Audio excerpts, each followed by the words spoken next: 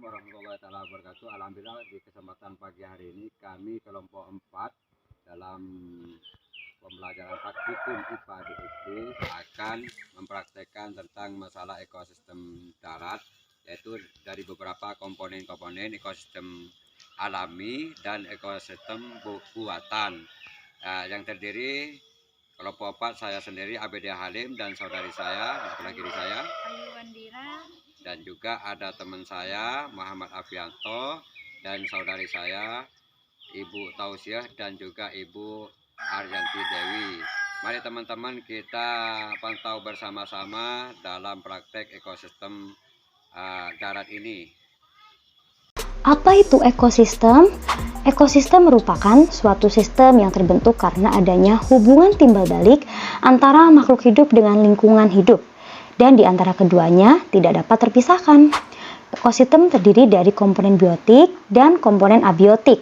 Komponen biotik terdiri dari produsen atau tumbuhan dan konsumen atau hewan, serta dekomposer atau pengurai. Sedangkan komponen abiotik terdiri atas bahan anorganik, dan iklim. Dari cara terbentuknya ada dua jenis ekosistem, yaitu ekosistem alami dan ekosistem buatan. Ekosistem alami merupakan ekosistem yang sudah terbentuk dari proses secara alami. Sedangkan ekosistem buatan merupakan ekosistem yang sengaja dibuat oleh manusia dengan tujuan untuk menjaga keseimbangan hidupnya di dalamnya. Contoh ekosistem alami adalah hutan, padang rumput, gurun, gunung. Sedangkan contoh ekosistem buatan adalah sawah, taman, dan kebun. Kali ini kita akan melakukan praktikum tentang ekosistem darat alami dan ekosistem darat buatan. Adapun alat dan bahan yang harus kita siapkan adalah lembar pengamatan, alat tulis, aplikasi barometer, serta lingkungan sekitar. Yang pertama, kita akan menuju ekosistem darat alami, yaitu hutan. Komponen abiotik beserta kondisinya yang ada di hutan antara lain, kondisi cahayanya cukup, suhunya mencapai 32 derajat Celcius, jenis tanahnya gambut dan subur, anginnya semilir, serta keadaan airnya sangat cukup. Kemudian kita akan mengamati komponen biotiknya yang terdiri dari tanaman dan hewan. Yang pertama ada pohon waru, yang kedua ada tumbuhan paku-pakuan, yang ketiga ada pohon pepaya, yang keempat ada pohon mengkudu, dan yang kelima ada tanaman binahong. Kelima tanaman tersebut saling berinteraksi dengan komponen abiotik di lingkungannya, di mana tanaman membutuhkan cahaya matahari, air, dan juga tanah untuk membantu proses pertumbuhan dan perkembangannya.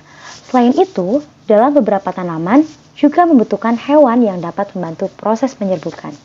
Selanjutnya kita akan mengamati beberapa hewan. Yang pertama ada lebah, yang kedua ada laba-laba, yang ketiga ada kutu putih, yang keempat ada semut, dan yang terakhir ada kupu-kupu merbabu. Hewan-hewan tersebut juga berinteraksi dengan komponen biotik dan abiotik di lingkungannya. Mereka membutuhkan air, oksigen, dan makanan untuk terus bertahan hidup dan berkembang biak. Dalam hal ini, tumbuhan sebagai produsen dan hewan sebagai konsumen. Selain itu, terdapat juga dekomposer atau pengurai. Mereka adalah makhluk hidup atau organisme yang memperoleh energi dengan cara menguraikan sisa-sisa makhluk hidup lain yang sudah mati. Nah, di dalam ekosistem hutan ini, pengurai yang ditemui yaitu jamur, bakteri, dan berbagai jenis cacing. Selanjutnya kita menuju ekosistem darat buatan, yaitu sawah. Komponen abiotik yang akan kita amati meliputi cahaya. Terlihat cahayanya sangat terik, suhunya mencapai 32 derajat Celcius, tanahnya sedikit kering, anginnya cukup semilir, dan kondisi airnya cukup banyak. Adapun komponen biotik yang kita temukan pada ekosistem sawah, yang pertama ada padi, yang kedua ada rumput, yang ketiga ada pohon jagung, yang keempat terdapat tumbuhan putri malu, dan yang kelima ada pohon tebu. Semua tanaman tersebut saling berinteraksi dengan komponen abiotik, di mana mereka membutuhkan cahaya matahari, air, dan tanah untuk membantu proses pertumbuhan dan perkembangannya. Selain tumbuhan, komponen biotik lainnya adalah jenis-jenis hewan. Yang pertama ada siput, selanjutnya ada semut, yang ketiga ada kadal, yang keempat terdapat belalang, dan yang kelima terdapat capung. Hewan-hewan tersebut juga saling berinteraksi dengan komponen biotik dan abiotik lainnya.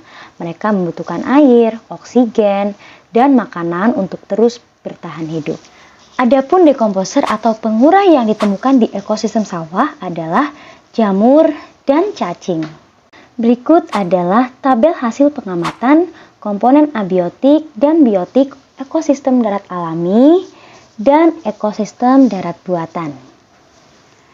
Kesimpulan pengamatan hari ini adalah dari hasil pengamatan pada lingkungan sekitar, yaitu hutan dan sawah, menunjukkan bahwa di alam ini terdapat hubungan timbal balik antar unsur atau komponen biotik dan abiotik yang membentuk sistem ekologi atau yang disebut dengan ekosistem. Interaksi tersebut mendukung keseimbangan alam yang menguntungkan bagi makhluk hidup termasuk manusia. Sampai di sini dulu praktikum hari ini. Sekian dan terima kasih.